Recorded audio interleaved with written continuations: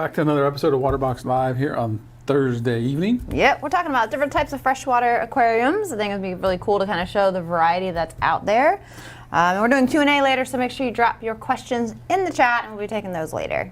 Yeah, appreciate the questions. That's why we're here live. This episode is very fitting considering that we launched the Eden last week. Yep. So, looking forward to it. Make sure you guys smash that like button, subscribe to the channel, and hit its best friend, the notification bell right beside it. Make sure to make friends in the comments. Yep. Talk about what you're having to drink or to eat for dinner. What your favorite fish are, where you're from. Because that is the currency. We're giving away 2 sets of microfiber towels. So we have them in white and black. Mm-hmm. Really nice for cleaning down your Waterbox aquarium. They're super soft, washable, great towels. So we're going to give away 2 sets of that. And the currency is, liking the stream and commenting and being active in the chat. So we'll do that a little bit later in the show. If you guys are wondering, these are available for sale on the website too. So if you want to pick up I think do we still sell them in 3-packs? Yep. Cool. Cool. You can't have 1 towel. Towels, man. You need 3. So last week we launched Eden. If you missed it, definitely check out the website. Check out last week's stream. Really excited about this new line of freshwater aquariums. It is pre-order right now. Yep. So do go check it out if you missed that information. And it's kind of given us the inspiration to talk about the different types of freshwater. Yeah. Freshwater tends to be, I say, the gateway into the hobby for a lot of people. They usually start with freshwater, make their way through different difficulty levels or moving on to saltwater. And then there's a lot of people that have only done salt. And they're like, this freshwater thing, especially when we show some nice tanks. And they start to pique their interest. So it's like, there's so many different ways you can go with it. We're going to kind of give you just a rundown of some of the more common groups of types of freshwater aquariums and considerations, and show you some beautiful examples from our Waterbox user group. So just a little history on my aquatics experience. When I was a kid, I always wanted a saltwater tank, a saltwater fish tank or whatever. And I brought my mom to the fish store, and I showed her the price, and she was like, "No way." Long story short, I started out in freshwater. So I started out, but I always had I always wanted to do the saltwater. It came much later, but I started out in freshwater, just like you're saying. I say majority. I think now more, than it used to be, is a lot of people, only started with freshwater. Like saltwater is very off, hands off limits still a lot, but it's gotten much easier to get into saltwater now. And then those people that was like, I'm not doing freshwater, I'm a saltwater person, now see all the things you can do with freshwater, and you kind of go backwards. So we're just going to talk freshwater today. Cool. Hopefully inspire some people and try something different, set up a, if they're thinking about getting an Eden or something else, what to do with it. Cool. All right.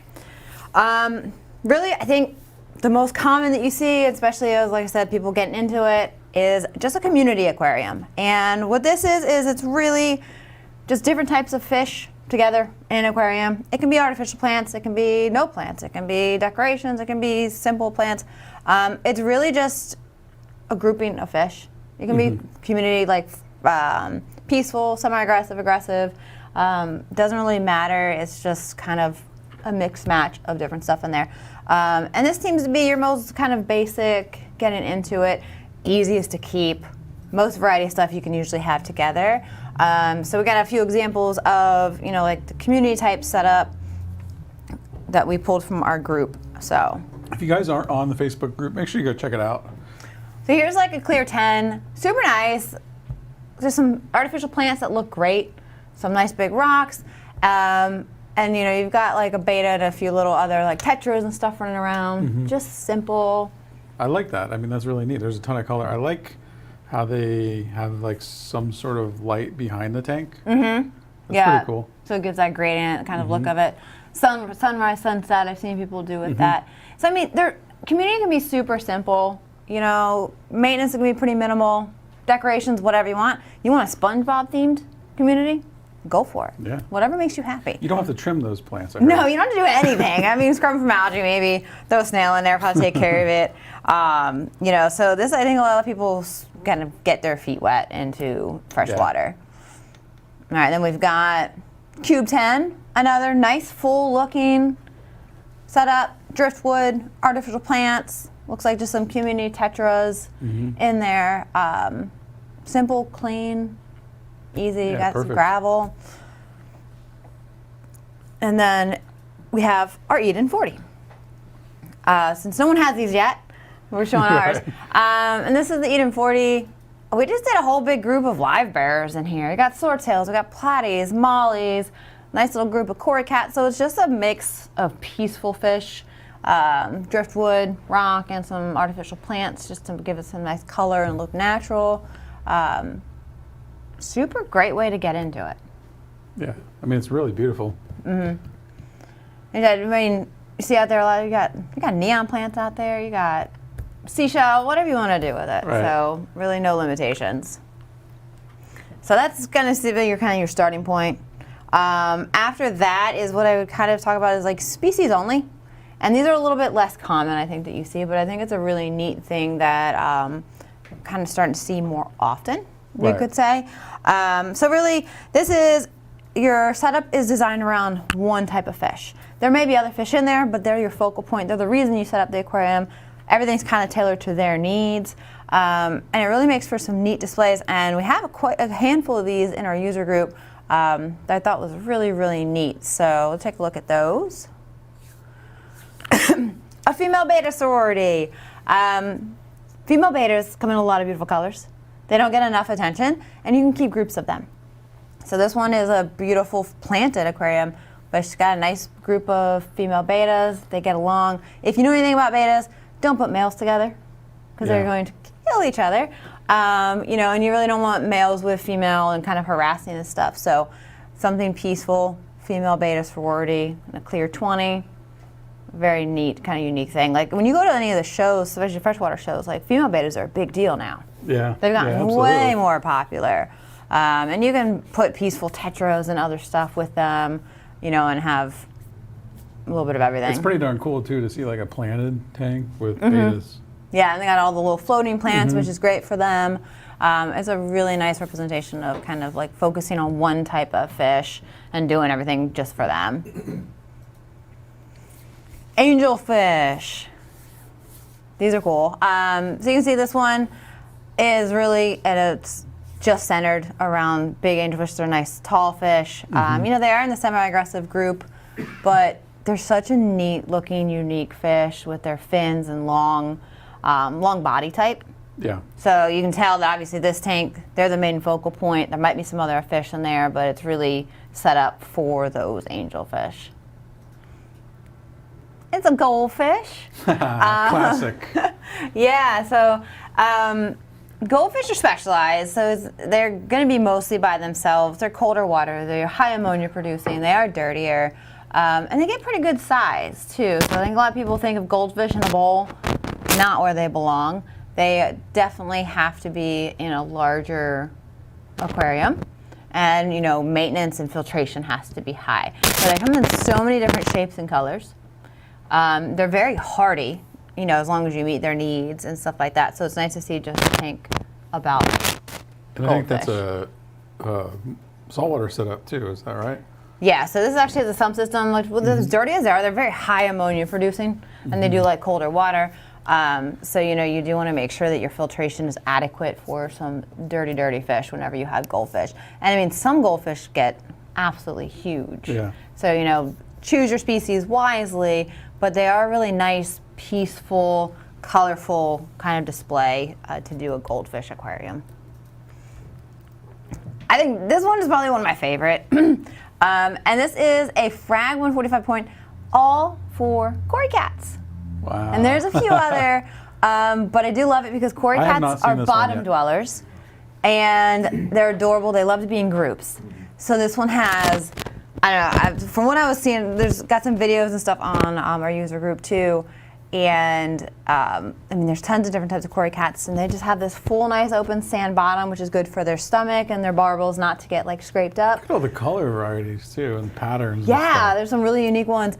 And you see there's some like tetras and stuff in here, but it's really full open to meet their needs of bottom dwelling, soft sand. I think we should have a video of them as well. I don't see a video in here.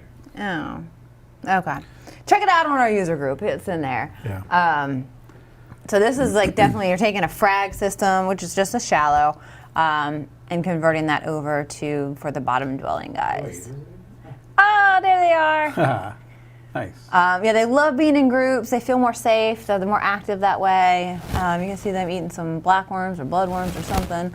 Those gold ones are so cool, and a black one. Very, not something you see very often, but it really highlights neat. the species. Yeah. Yeah, that's probably one of my favorite ones. That is pretty darn Do cool. love that. Again, you guys, we're taking questions here after we finish with our topic. So make sure you guys drop some questions below. Make friends. Subscribe to the channel. Like the video. All that good stuff. We're giving away some microfiber towels at the end as well. So stick around for that. Yep. All right, another good one is African cichlids. Very popular. I mean, technically you could consider this like a species-specific aquarium, but really due to how popular setup is, and you can't really add other types of fish in there. Look how much color though. That's pretty cool. It is. So I kind of put it in its own category of like a cichlid tank. And with Africans here, you've got peacocks and all of those. Super colorful. But the thing with these is a lot of them, especially peacocks, do get bigger. You've got to max them out as far as like quantity in a tank, because it keeps them from being as aggressive. You go and put 2 or 3 cichlids in a big tank, you're going to have 1 cichlid. You need to put like 15, 20 in there so that it kind of distributes the aggression. But the colors on them, I don't think you can beat it in freshwater. You know, so you'll see there you've got everything from pinks, the blues, oranges. It's just as colorful. They're super hardy. But once again, they are going to be messy. You have a high bio load in your aquarium, so make sure your filtration is up to par as well. And that one was what model was that one? Marine X 110. That was a Marine X 110. So you can see, I mean, that was pretty packed in there as far as quantity of fish. We have 2 other ones, right? Yeah. So here we have, this one is the Peninsula 6025, another sump system. Cool thing with this, you said you definitely have some peacocks in here, a little bit of live plants, but in the sump is actually a plant refugium, almost, Nice. for freshwater. So it does. It has algae down there and plants that help keep the nutrients. And you can see you got some big boys in there. You put something peaceful in there, they're gone.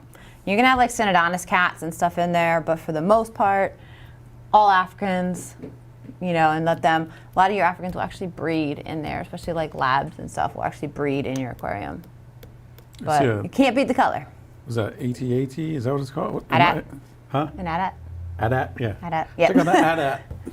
Yeah. She says her loaches love to play in that, so can't go wrong. That's pretty cool. And then we also have a clear 7225.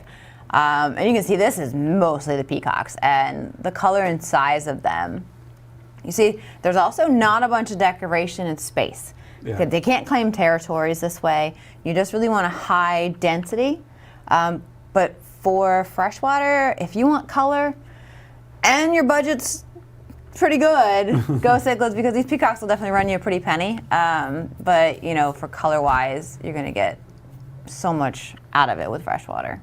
And they're really easy to keep, so that's why they're in their own kind of category of type of aquarium. Oh, just skipping through. No. That was the last one for the cichlids. Yeah. Oh, discus. There you go. You want to go to the discus? Yeah, so we'll move to that. So this is another one that, you know, you could consider species specific or only. But the popularity of discus has grown tremendously. There's been so much more with raising them in captivity, and also learning about how to keep them a little bit better. Marine X 110. That is ridiculous. It doesn't even look real. It is so pretty, the blue. Most times with discus, same thing. You want a pretty decent stock with them. They're more comfortable in their groups. They take a lot of maintenance. I'm not gonna lie, don't get into discus thinking you're gonna be able to kind of ignore it. You know, a lot of care goes into these. You see a lot of them are also planted or even bare bottom to actually keep it easier to maintain. And then we got the next one for discus. There's a 6025, and these are wild discus here. But you don't keep a whole bunch of other fish with them usually. Kind of like a nice group of discus in there, usually tetras and other peaceful stuff. With these guys, most people are doing 1 or more water changes per week of a pretty substantial percentage. So you do want to make sure that you're kind of aware of the maintenance that's going to go into keeping discus, especially when they're younger, the amount of the food they're going to eat, the waste, and then just kind of keeping that water really clean. You know, they are absolutely beautiful, but just take in considerations if you're thinking about going with discus, that they're going to be a little bit more work than your average do research aquarium. on those for sure. Yeah. And I've got another one that is beautiful, and the Reef 180.5. Wow. Right? That one is packed full. Live plants, of course, do help keep your water clean, but you're still doing water changes. This one's got a nice sump system, which is a great idea for your larger systems, and a nice variety of color. But definitely a lot. It's come a long way in the last probably like 5-10 years for keeping discus. Yeah. I mean, it used to be mostly available, a lot of times wild caught. There's more, you know, fish farms that are raising them specifically. And, you know, doesn't matter though, the water changes don't stop. That's what I've learned. I'm in some discus groups, and all I've That's learned. probably why we don't have one here just yet. I want one really bad, but I You gotta hire someone just to do water changes. yeah, unless you're hiring me some help around your own fish tanks, I don't know if discus is coming anytime soon. But they absolutely are so beautiful. Cool. Again, you guys, if you got questions, put them below. We'll try to get to as many as we can here before the end, and then we're also giving away some swag, so stick around for that. Yep, absolutely. All right, now onto the planted tanks, which is very a big part of freshwater keeping now. And then we're on low tech. So this is where you see a lot of people starting with getting into plants. You don't have CO2. You keep kind of moderate to easy plants. You know, you're not doing anything crazy with supplementing. You know, if you have a moderate light, you can usually keep quite a few bits of plants. So we got a cube tin up here. And this one is really neat looking. And there is no extra CO2 injection on this one. I'm sure using some fertilizers and such, but you know, we consider it low tech if you don't have a whole bunch of extra equipment on it. But looks so natural, very nice. And there's a ton of low to medium light plants that you can keep in a low tech planted aquarium. So pretty. We got a clear mini, which is a very popular for smaller planted aquariums. I think it's the same one, right? Yeah. Yeah, Another there's shot a of picture the of it. 210. Oh, we got a clear 4820. We'll come back to the mini. And Yeah, the orders from now on are kind of like weirded out, so. okay, we're just jumping around wherever. So this one, nice full. It's even got some carpeting plants in there, but there is no CO2 use on here, but it does use some nice AI prime freshwaters, which definitely helps. And then, you know, basic supplementing, but it's a lot of easier types of corals. You got some like lilies and stuff in there, swords. So low tech can be so pretty and very full without getting crazy into CO2. Yeah, that's really impressive. Yeah, so it looks nice and full and good. What are those plants that are off to the left? The red? Yeah. Tiger lily or tiger lotus. Very Red nice. tiger lotus, yeah. Those are really neat. They'll get their leaves up to the surface and like grow tall up. Very nice. Yeah. Cool. And then we have a clear. Yeah. Clear mini. So again, tons of plants in there. Super easy going to be as far as maintenance. You can see even on our YouTube, we've done a handful of low-tech planted builds on there. And then we also have some videos on like easy to keep freshwater plants, so kind of will get you started. You know, there's a ton of variety you can use without getting over your head. And then a lot of times people go from here and they end up in the high-tech world. Right. Because then they see these bright reds and these, you know, short carpets of plants, and that's where they want to move to. And that stuff does need that extra fertilizer, you know, dosing of certain elements, and then also, you know, that CO2 injection. So we're going to show a couple of those, show you the difference. Got, oh, another low tech. There we go. That's the last Yeah, low tech. that's low tech. But that was cool because it's even got plants coming out the top, which is really nice. Right. Very nice. Yeah. Tons of ways you can do freshwater. So many. Lots of options. It doesn't even cover, there's still brackish. There's like, cherry shrimp, like ones we haven't even touched that just go into so many categories of different things you can do with. Blackwater tanks, which are pretty cool. Yeah. There's so many. I mean, creativity is endless with freshwater. That's for sure. Yep. All right, let's take a look at some high-tech planted tanks. Clear 3620. I love the branch on this one. Like the driftwood is so neat, and it makes it look really, really large, island style.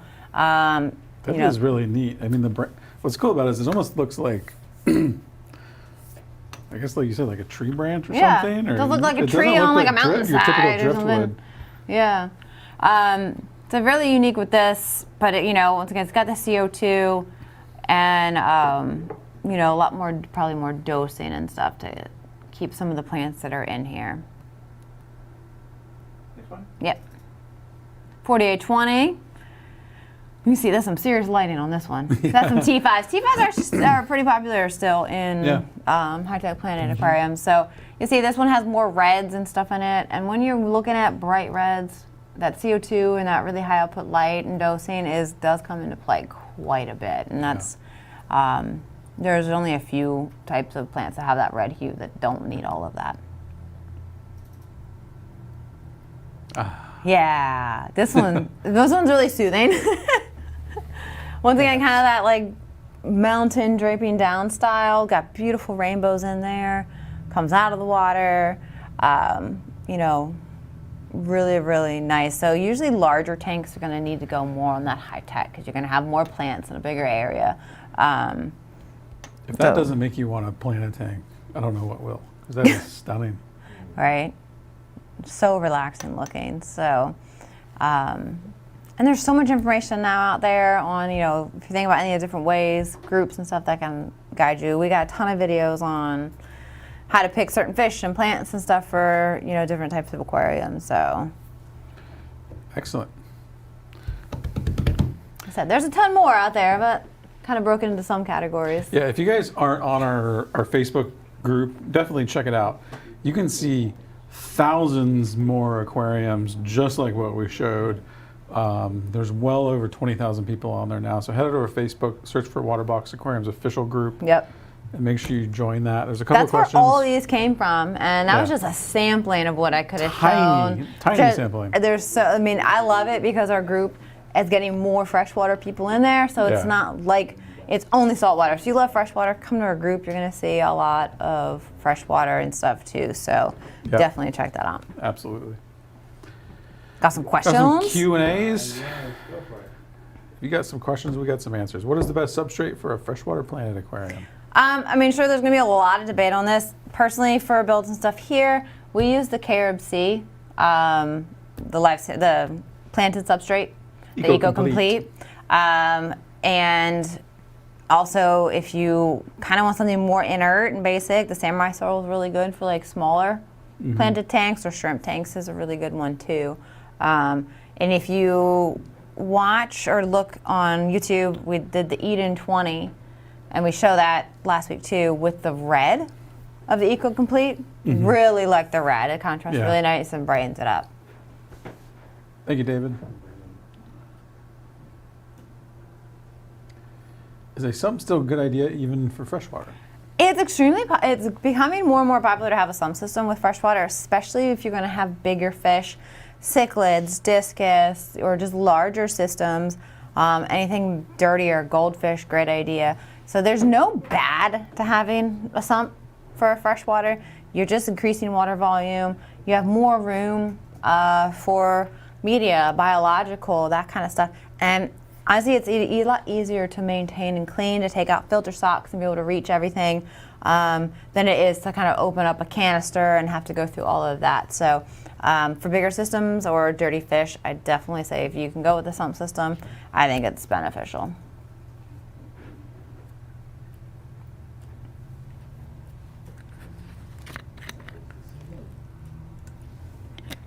Working on it. Big Mick Cole is asking, is it a bad idea to rinse off bioballs with freshwater? If they're in a saltwater tank, definitely bad idea. If they're in freshwater, as long as it's dechlorinated and not straight from your tap, you're probably okay. But if you have bioballs, Why?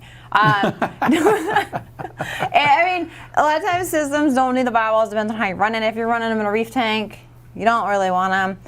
Fish only, where you don't have anywhere biological for freshwater. That's a different thing with the big sump. But you know, keeping them clean is important. But don't use anything with chemicals, chlorine, that kind of stuff, so that you don't kill off all the stuff that you've grown on it.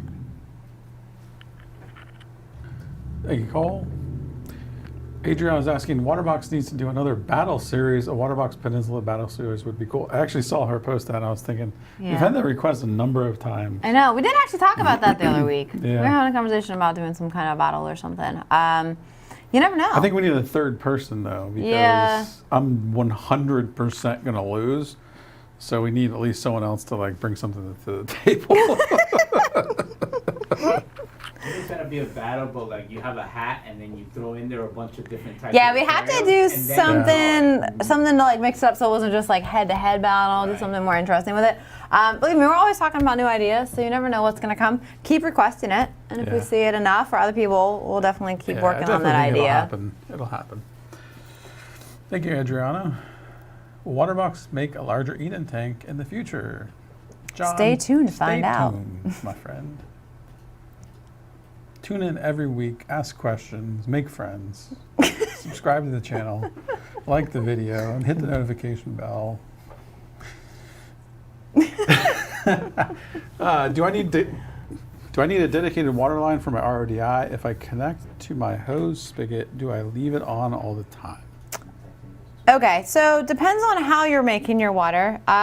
If you have a smaller tank and you only need like 5 gallons or so made at a time, I would just put it in place wherever you can. So it can be, you know, you can take a Y off your washer machine cold line.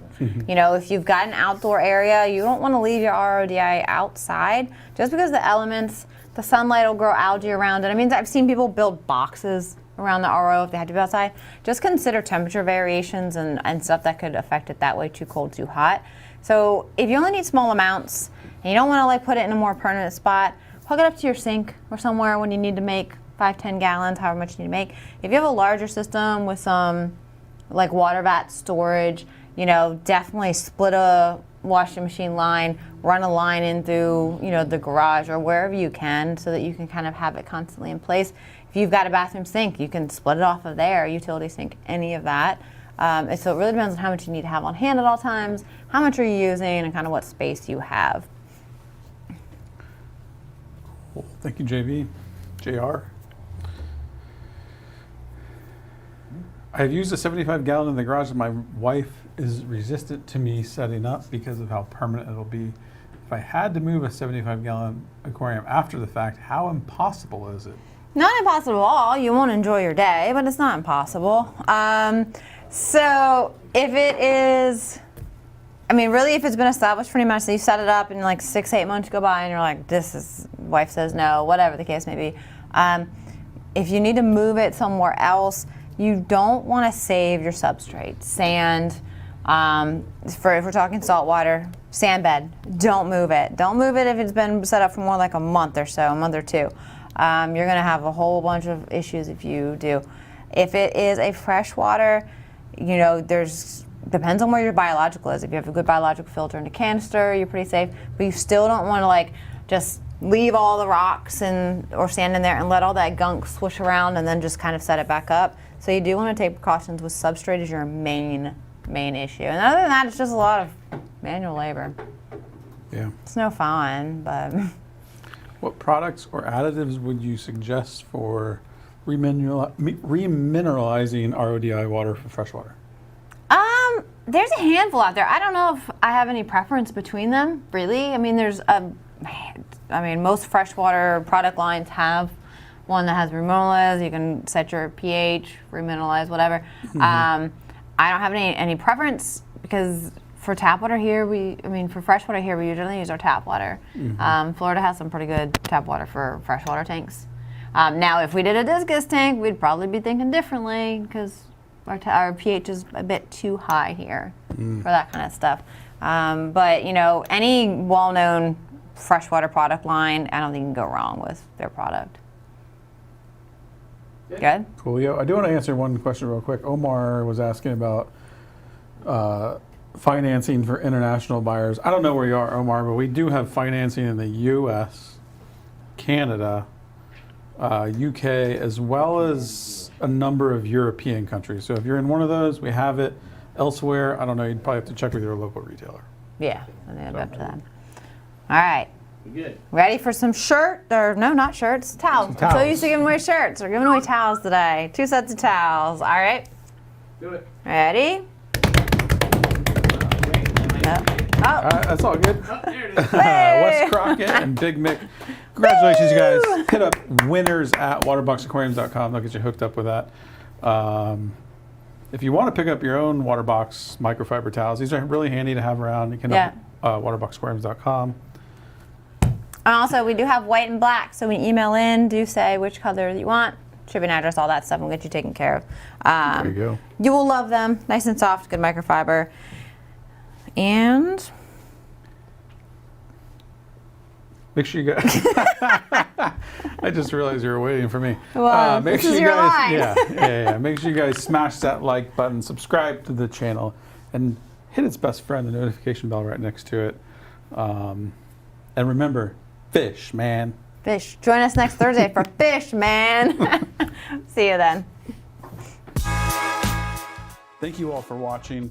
Remember to smash that like button, subscribe to the channel, and hit that notification bell. And also remember, you can visit us online at waterboxaquariums.com. Also join our official Facebook group. Thanks for watching live. See you next week.